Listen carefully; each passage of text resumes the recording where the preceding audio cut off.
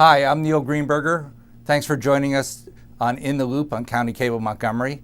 Our special guest today, first-term council member Hans Riemer. Thanks for joining us today. Thanks, Neil. You've been an advocate for many things prior to joining the council. It wasn't like you started off new in public government, campaigning for people and issues. And before we really get into some of the things that you've really been working on since you were elected in December of 2010, I want to talk about some other things that maybe people don't know about you. One of them was, long before you ever got here, you were a big advocate of making sure our Social Security system keeps going in the right manner. You always wanted to make sure that all people had health insurance, particularly young people. Advocating for those things and the way you had to do them, what did that bring to your position as a county council member?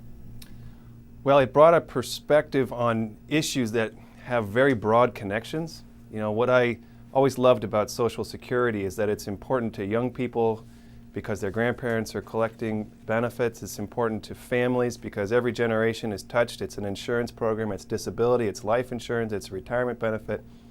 And I try to look for issues like public transportation, to me, as an issue like Social Security, where it underlies our economy, our community well-being, our economic opportunity, social justice, environmental progress. Those things all connect through. And to me, Social Security, healthcare, the economy are issues like that. Between being on the outside and now on the inside, what are some of the things that maybe you didn't know or people don't see about being a council member and trying to change when you have the title of elected official? Well, you know, what has, for me, the challenge and the excitement is the sense of accountability. I kind of joke that it didn't really used to matter what my opinion was, and now it does, and I really feel the responsibility of that. So I worry and work very hard that whenever I cast a vote, I want to know I am absolutely rock solid in my understanding of the issue and my belief that I am casting a vote in the right way. And what makes the job so exciting is that you have 5, 10 different issues a week that you need to get to that place of, you know, comfortability with, and that's exciting. Do you feel you have to be more aware, even though you've been in public life really before this in many ways, but now there's a microphone everywhere, so many things are recorded. Is that hard getting used to? You know, I kind of came to terms with that a long time ago. And it is, you know, I once got an email from a person who was advocating on an issue and said, and by the way, you almost ran over me at the supermarket with your kid. And she said, slow down. And I said, you know, she's right. And so I guess I get helpful feedback from people on a day-to-day basis. But you do have to be very mindful that you are always a public official. There's never really a time when you can say, you know, this is just me, and that's tough.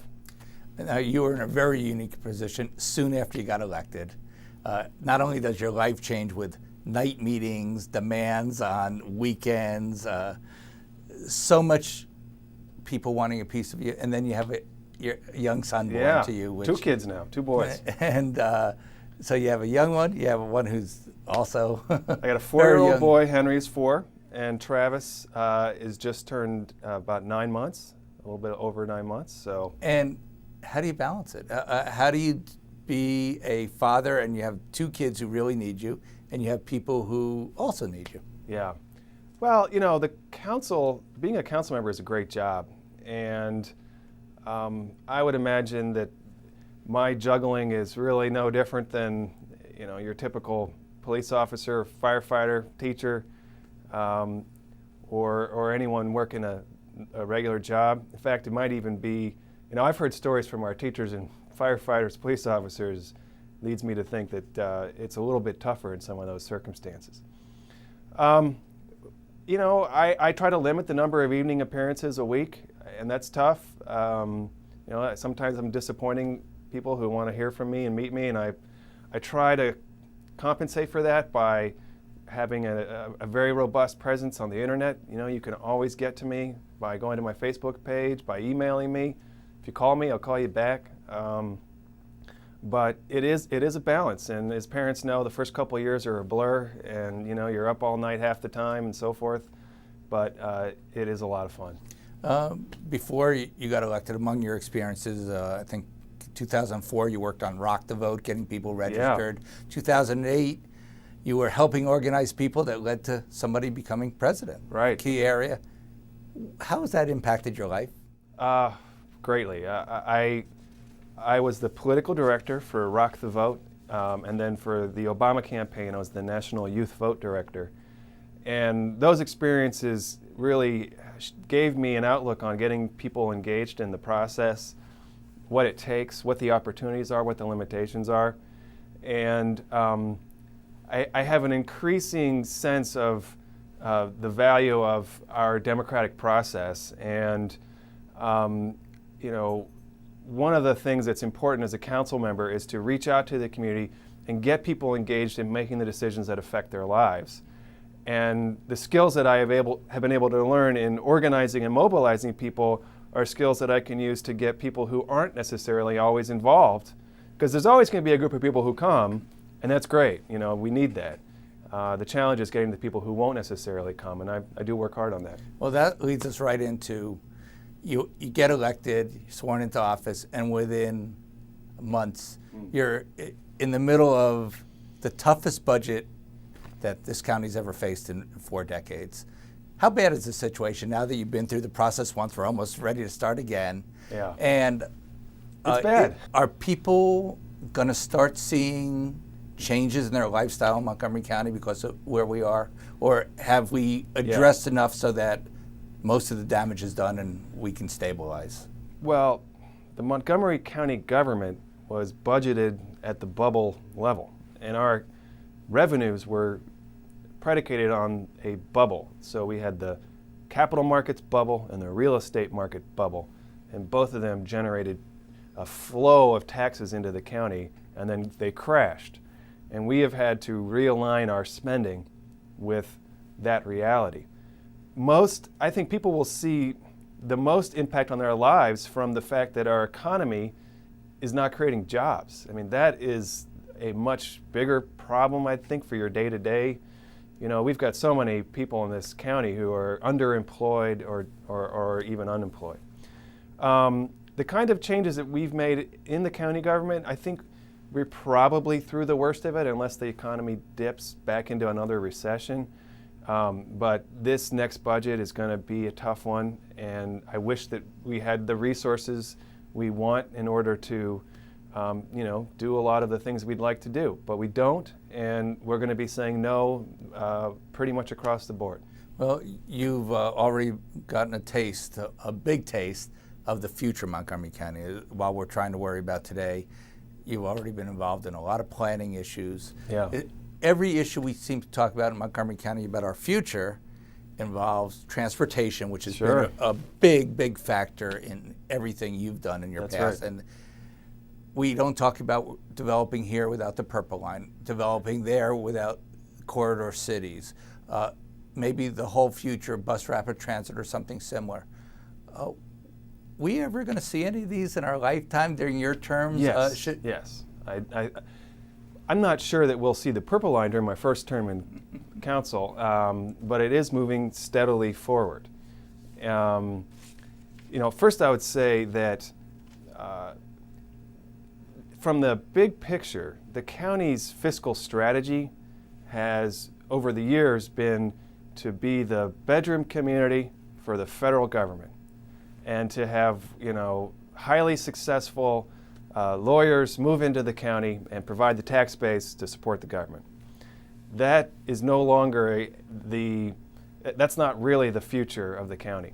And we need to develop the job base to provide the revenues in for the county government. In order to create more jobs here, we have to have a much more effective transportation system and better housing. So in the transportation arena, we are going to make some very aggressive moves in the next couple of years to dramatically expand public transportation. And the reason to focus there is because if we can constrain future development much more to where we have public transportation, then we can add jobs in housing without adding as many new cars to the road. And I think everyone would agree we don't want to, we can't add more cars to the road in the next 50 years at the same rate we did in the last 50 years. If we do that, it's going to be a parking lot all over the county. So we've got to find a new way that allows more growth but a much slower addition of automobile traffic. And that means putting housing and jobs on public transportation, but expanding your public transportation system. From what you found now being on the inside of this and hearing more and more details about things, have we been going about it the right way in Montgomery County to make these things happen?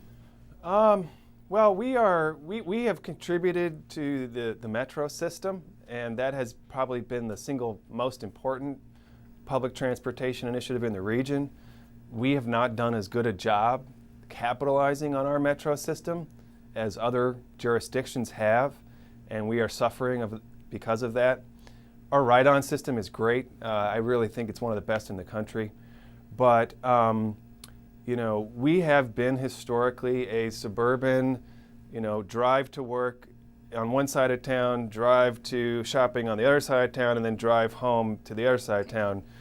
And the problem is, you know, there is a limit to how much space is available to do that. And we ran out of that space already. So, you know, some would say, well, we don't need to grow. But if we don't figure out how to continue to add jobs, then these budget problems are going to get worse, and we're going to have, you know, shorter library hours. We're going to have more crowded classrooms. We're going to have, you know, more poorly maintained roads and infrastructure.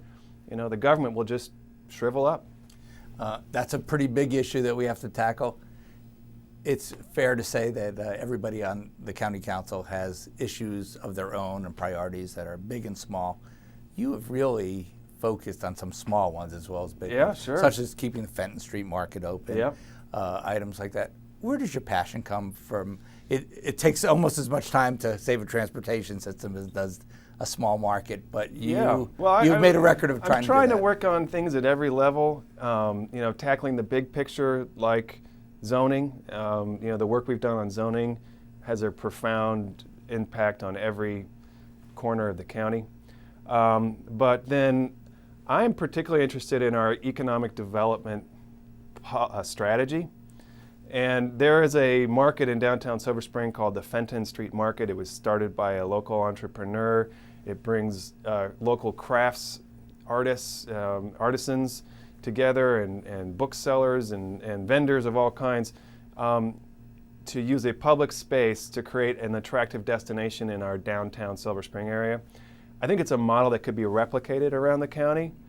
And unfortunately, it's been a real challenge for that market to thrive on a public space because of the rules and regulations. And I think if we could get a new philosophy about how to nurture from the grassroots, you know, that kind of small business, those kinds of entrepreneurs, I think that we would have more success creating jobs here in the county than chasing after companies that are headquartered in other jurisdictions and trying to dangle incentives in front of their noses and trying to get them to move here. So it is a different philosophy of grassroots economic growth, and this is one but very poignant example. Well, we've covered a lot, and there's a lot more that we want to talk to Councilmember Hans Riemer about, but we're out of time. I'm Neil Greenberger. You've been watching In the Loop on County Cable Montgomery. We hope you'll join us again real soon. Thanks, Neil. And thanks for watching.